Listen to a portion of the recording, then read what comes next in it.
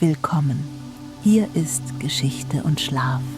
Bevor wir beginnen, kannst du in den YouTube-Einstellungen unter Schlaftimer die Option Ende des Videos wählen. So kannst du dich vollkommen fallen lassen, ohne Sorge, dass das Video die ganze Nacht läuft. Wenn du jede Nacht etwas Neues lernen und dabei friedlich einschlafen möchtest, vergiss nicht, den Kanal zu abonnieren. Außerdem würde es mich sehr freuen, wenn du mir in den Kommentaren schreibst, aus welcher Stadt und um wie viel Uhr du mir gerade zuhörst. Es freut mich sehr, uns auf diese Weise zu begegnen. Heute Nacht lauschst du dem sanften Flüstern, das zwischen den jahrhundertealten Steinmauern des ikonischsten Schlosses der Zaubererwelt widerhallt. Du bereitest dich darauf vor, das leichte kribbelnde Vibrieren in der Spitze deines Zauberstabs, die erfrischende Kühle der steinernen Korridore des Gryffindor-Turms und den Duft jener uralten, tief verwurzelten Magie in deinen Lungen zu spüren. Fernab von allem Lärm der gewöhnlichen Welt, weit hinter den nebligen, schroffen Bergen Schottlands, begibst du dich an jenen Ort, wo die Zeit langsamer vergeht, wo die Treppen ihre Richtung ändern und die Gemälde leise miteinander tuscheln, nach Hogwarts. Noch bevor das erste blasse Morgenlicht den Horizont berührt, öffnen sich deine Augenlider in den für Surrey so typischen grauen, regnerischen und trüben Morgen. Du findest dich im kleinsten Schlafzimmer des Ligusterwegs Nummer 4 wieder. Das Zimmer liegt im Halbdunkel, versunken in einer dichten, fast greifbaren Stille, die vollkommen von der Außenwelt isoliert ist. Diese Stille gleicht nicht der ehrfürchtigen, erwartungsvollen Stille der Hogwarts-Bibliothek, wo das Wissen in der Luft liegt. Im Gegenteil, es ist eine bedrückende, staubige Muggelstille, die tief in die Tapeten dieses Hauses eingezogen und mit unsichtbaren Regeln und Ängsten verwoben ist. Das dumpfe, rhythmische Schnarchen von Onkel Vernon aus dem Nebenzimmer dringt gedämpft durch die Wand und erinnert dich daran, wie weit dieses Haus von der magischen Welt entfernt ist. Als du die Bettdecke langsam und leise beiseite schiebst, berührt die erste Kühle des Septembers deine Haut, lässt dich leicht erschaudern und verkündet das unwiderrufliche Ende des Sommers. Als du deine Füße aus dem Bett schwingst und den Boden berührst, spürst du die feine Staubschicht auf dem Teppich und die nüchterne Härte des Holzdielens darunter. In der Ecke des Zimmers liegen Dudleys alte, kaputte Spielsachen, ein zerbrochener Roboter und ungelesene Bücher achtlos aufgestapelt. Dieses Durcheinander besteht aus synthetischen, seelenlosen Gegenständen aus Plastik und Metall, die nicht zu deiner Welt gehören. Doch dein Blick wandert langsam durch den Raum und fixiert sich schließlich auf jenen riesigen Gegenstand direkt unter dem Fenster, der eine ganz andere, fast lebendige Aura ausstrahlt. Deine Schultruhe, die tiefen Kratzer auf ihrer hölzernen Oberfläche, der an manchen Stellen abgeblätterte Lack und der matte, würdevolle Glanz der schweren Messingbeschläge erzählen von ihrer Geschichte, von vergangenen Reisen und kommenden Abenteuern. Sie ist für dich nicht nur ein Mittel zum Transport von Dingen, sie ist das Tor zwischen zwei Welten, eine hölzerne Schatztruhe, in der deine wahre Identität verborgen liegt. Du kniest dich vor die Truhe und öffnest den Deckel einen Spalt breit. Das Scharnier gibt ein leises, vertrautes Quietschen von sich. Der Geruch, der dir in die Nase steigt, ist komplex und zutiefst vertraut. Er trägt dich augenblicklich kilometerweit fort. Es ist eine Mischung aus dem leicht säuerlichen, trockenen Geruch alter Pergamente, dem pflanzlichen, erdigen Aroma der getrockneten Zaubertrankzutaten und jenem unbeschreiblichen Schlossgeruch, eine Mischung aus kaltem Stein, geschmolzenem Wachs und Kaminrauch, der tief im Stoff deines Umhangs haftet.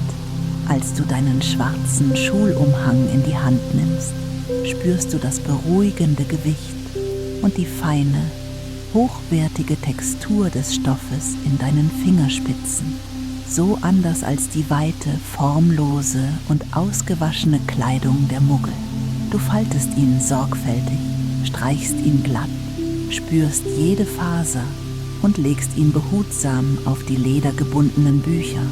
Wenn die rauen, genarbten Einbände von Geschichte der Zauberei und Verteidigung gegen die dunklen Künste aneinanderreiben, entsteht ein sattes, trockenes Geräusch, das die Vorfreude in dir weckt.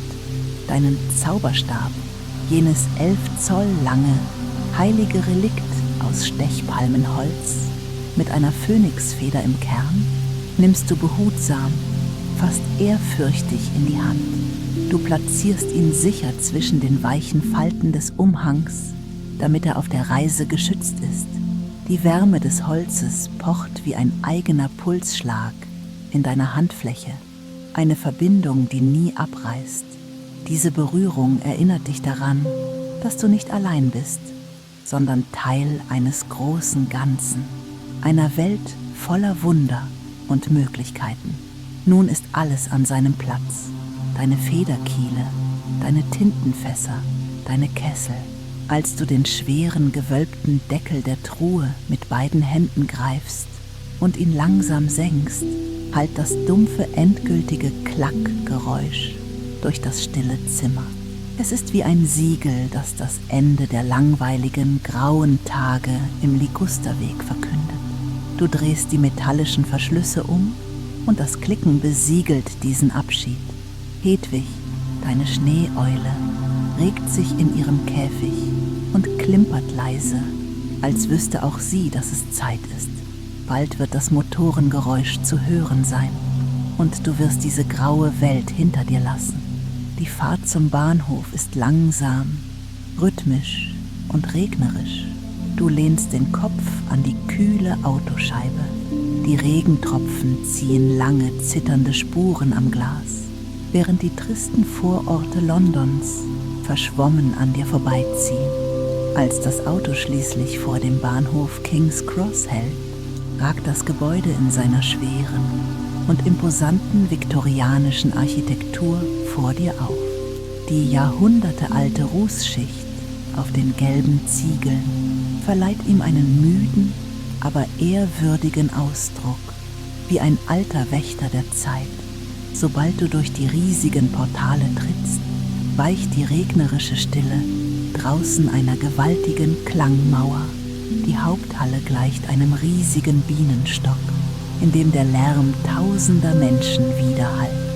Eilige Schritte auf dem Steinboden, das schwere Rollen von Koffern, das schrille Pfeifen von Schaffnern, Durchsagen aus Lautsprechern und ein endloses Stimmengewirr vermischen sich zu einem dichten Rauschen.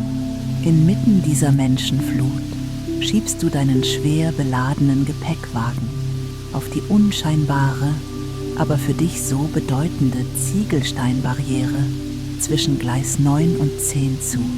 Die Menschen um dich herum eilen vorbei, blicken gestresst auf ihre Uhren oder lesen Zeitungen, ohne das magische Tor zu bemerken, das nur Zentimeter von ihnen entfernt liegt und eine ganz andere Welt verbirgt. Je näher du der Wand kommst, desto vertrauter fühlt sich das flaue Gefühl im Magen an. Nicht aus Angst, sondern aus reiner, pulsierender Erwartung. Du umklammerst den kalten Griff des Wagens fester, bis deine Knöchel weiß hervortreten. Du heftest deinen Blick auf das feste Mauerwerk, auf jede Fuge zwischen den alten, rußigen Steinen. Bald kommt der Moment, in dem die Gesetze der Physik ihre Gültigkeit verlieren. Du holst tief Luft, füllst deine Lungen mit der metallischen Bahnhofsluft und rennst entschlossen auf die Mauer zu. Doch statt des erwarteten harten Aufpralls empfängt dich ein kühler und dichter Luftstrom, als würdest du durch einen eisigen Wasserfall oder einen dichten, magischen Nebelvorhang schreiten, der deine Haut sanft streichelt. Nach einem kurzen Augenblick der Dunkelheit und Schwerelosigkeit öffnen sich deine Augenlider in eine völlig neue Farbpalette. Du befindest dich nicht mehr in der grauen, hektischen Atmosphäre des Muggel-Londons. Vor dir erstreckt sich Gleis 9 3/4, beherrscht von warmem Rot und Gold, bedeckt von einem dichten, wirbelnden Dampfmeer. Der erste Geruch, der dir in die Nase steigt, ist der beißende, aber zutiefst nostalgische Geruch von Kohlenrauch, vermischt mit dem Duft alter Lederkoffer, Eulen und einer süßen Ahnung von Abenteuer. Und aus dem Nebel schält sich jene legendäre Silhouette, der Hogwarts-Express. Die riesige Lokomotive glänzt in ihrem leuchtenden Rot wie ein kostbares Juwel. Der weiße Dampf, der rhythmisch und kraftvoll aus dem Schornstein gepustet wird, vermischt sich mit dem roten Glanz des Zuges zu einer magischen rosafarbenen Wolke, die den Bahnsteig in ein Traumlicht taucht. Als die Hitze des Kessels dein Gesicht trifft, lässt sie dich die nasse Kälte Londons sofort vergessen und wärmt dich bis auf die Knochen. Ein Versprechen von zu Hause. In der Menge entdeckst du das leuchtend feuerrote Haar der Familie Weasley. Ein Leuchtfeuer der Vertrautheit inmitten des Dampfes. Als du Ron und Hermine triffst und ihr euch die Hände schüttelt, spürst du die raue, warme Wolle von Rons selbstgestricktem Pullover unter deinen Fingern. Diese Textur vermittelt dir ein tiefes Gefühl von Sicherheit und bedingungsloser Zugehörigkeit. Nachdem ihr eure schweren Truhen gemeinsam durch den engen, nach Holzpolitur und altem Teppich duftenden Zugkorridor geschleift und endlich ein leeres Abteil gefunden habt, weicht die Hektik einer süßen Entspannung.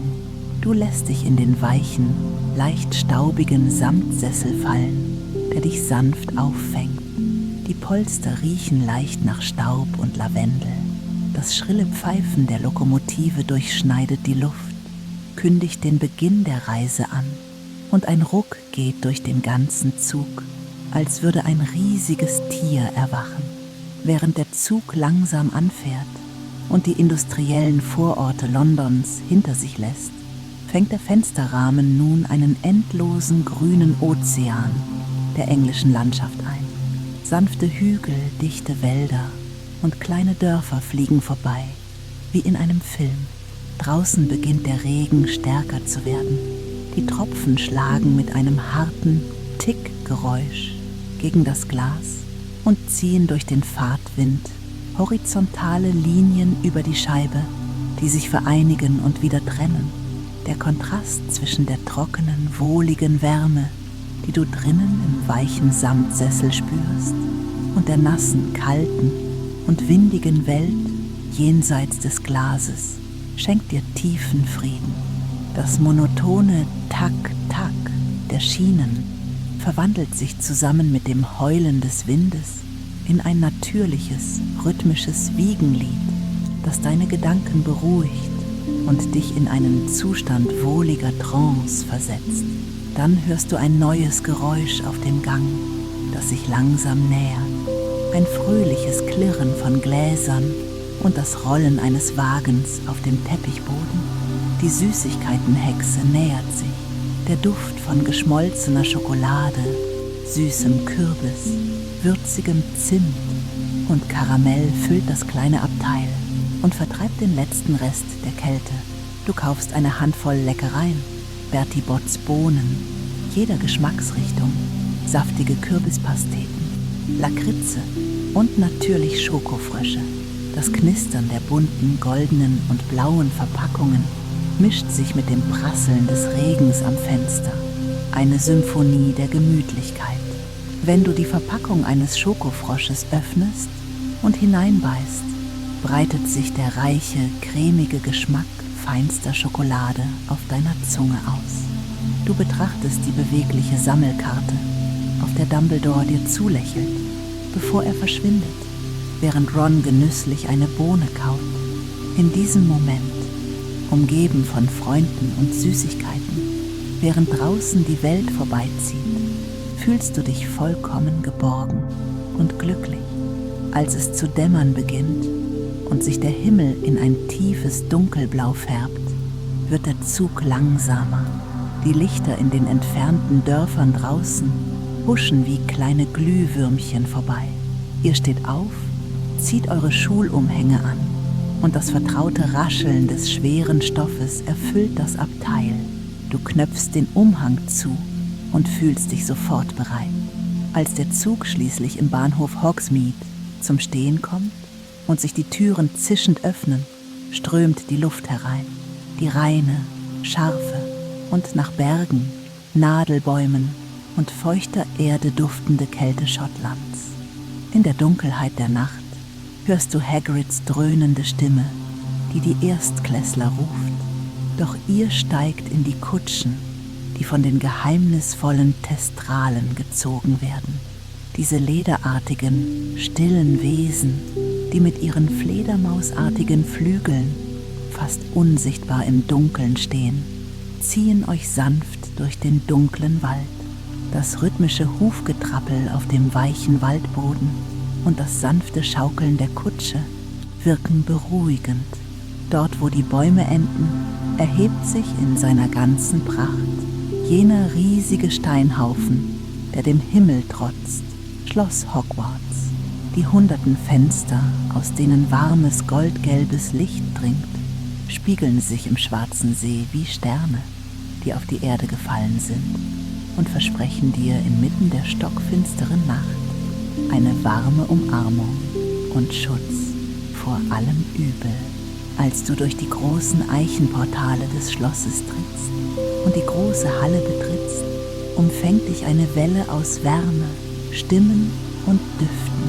Der Geruch von Zimt, Bienenwachs, Holzfeuer und gebratenen Speisen ist überwältigend und lässt dir das Wasser im Mund zusammenlaufen. Wenn du den Kopf hebst, begegnest du dem sanften Licht tausender Kerzen, die frei in der Luft schweben und die verzauberte Decke erleuchten, die heute den sternenklaren, samtschwarzen Nachthimmel zeigt. Unter diesen Kerzen zu gehen ist, als würde man zwischen den Sternen wandeln. Das Stimmengewirr hunderter Schüler an den 4 langen Tischen erinnert an das beruhigende, lebendige Summen eines Bienenstocks. Du grüßt den fast kopflosen Nick, der silbern schimmernd vorbeischwebt, und als du dich an deinen Platz am Gryffindor-Tisch setzt und die leeren, makellosen goldenen Teller vor dir siehst, fühlst du, wie alle Last und Anspannung der Reise von deinen Schultern fällt. Nach Dumbledores Eröffnungsrede geschieht das Wunder, auf das alle gewartet haben. Die leeren Goldteller vor dir füllen sich im Nu mit Bergen von Essen, als hätte jemand einen unsichtbaren Schalter umgelegt. Der Dampf von frisch gebratenem Roastbeef, der Duft von knusprigem Brathähnchen, Rosmarinkartoffeln, Yorkshire Pudding und reichhaltiger brauner Soße steigt auf und vernebelt dir wohlig die Sinne. Während du isst und die vertrauten Geschmäcker genießt, gleichst du die Wärme des Essens mit der eiskalten Frische des Kürbissaftes in deinem goldenen Kelch aus. Das Klappern von Besteck auf Goldtellern und das zufriedene Seufzen deiner Mitschüler ist eines der friedlichsten Geräusche der Welt. Dieses Festmahl beweist dir erneut, dass Hogwarts nicht nur eine Schule ist, sondern ein Zuhause, das dich nährt und beschützt. Nach dem Essen, als der letzte Krümel des Siruptörtchens verschwunden ist und Dumbledore mit seiner tiefen, ruhigen Stimme sagt: „Nun ab in die Betten“, stehst du mit einer süßen, schweren Müdigkeit auf. Deine Schritte werden langsamer, fast automatisch, während du die großen, sich bewegenden Marmortreppen hinaufsteigst. Die Porträts an den Wänden dösen bereits in ihren Rahmen, manche schnarchen leise und die Fackeln an den Steinwänden knistern leiser, als wollten sie die Nacht nicht stören. Als du der fetten Dame am Eingang des Gryffindor-Turms das Passwort zuflüsterst und durch das runde Porträtloch kletterst, empfängt dich die trockene, behagliche Wärme des Gemeinschaftsraums. Das Feuer im großen Kamin ist heruntergebrannt und glüht nur noch sanft vor sich hin, wirft lange tanzende Schatten auf die roten Teppiche. Du lässt dich kurz in einen der tiefen, abgewetzten roten Samtsessel sinken, der deinen müden Körper förmlich umarmt und die letzte Anspannung aus deinen Muskeln zieht. Du betrachtest die Glut im Kamin, die langsam verlischt, doch dein eigentliches Ziel liegt noch höher. Du steigst die enge Wendeltreppe zum Schlafsaal hinauf. In dem runden Turmzimmer knistert leise der gusseiserne Ofen in der Mitte, um die Kälte der schottischen Winternacht zu vertreiben. Der Wind pfeift leise um die Turmmauern, rüttelt sanft an den Fenstern, aber hier drinnen ist es sicher und warm. Als du dich deinem Himmelbett aus dunklem Mahagoni näherst, siehst du, dass deine Truhe bereits von den Hauselfen still und leise am Fußende platziert wurde. Du legst deinen Umhang ab, ziehst deinen weichen Pyjama an und schlüpfst unter die bauschige, dicke Bettdecke. Dein Körper sinkt angenehm in die weiche Matratze ein, die dich wie eine Wolke trägt. Während die Kühle des frischen Kopfkissens deine Wange berührt, streckst du die Hand aus und ziehst die schweren roten Samtvorhänge zu, die das Bett von allen Seiten umschließen. Wenn die Vorhänge geschlossen sind, verwandelt sich das Innere des Bettes in einen schummrigen, isolierten und vollkommen sicheren Kokon, der nur dir gehört. Das gedämpfte Licht, das durch den Samt dringt, taucht alles in ein beruhigendes Rot. Nun gibt es keine Sorgen, keinen Unterricht, keine Prüfungen und keine Blicke mehr. Es gibt nur dich, die Wärme der Bettdecke und die uralte, schützende Stille des Schlosses. Auch wenn der Wind draußen gegen die dicken Steinmauern des Turms prallt und heult, ist dieses Geräusch hier drinnen nur ein dumpfes, rhythmisches Flüstern, das dich immer tiefer in den Schlaf wiegt. Du atmest tief ein, riechst den Duft von sauberer Wäsche, altem Holz und einem Hauch von Rauch und bläst alle Gedanken in deinem Geist aus, wie eine Kerzenflamme. Ein weiterer Tag in Hogwarts ist zu Ende. Jetzt erwartet dich nur noch der endlose, friedliche Ozean der Träume. Schlaf gut, Zauberer.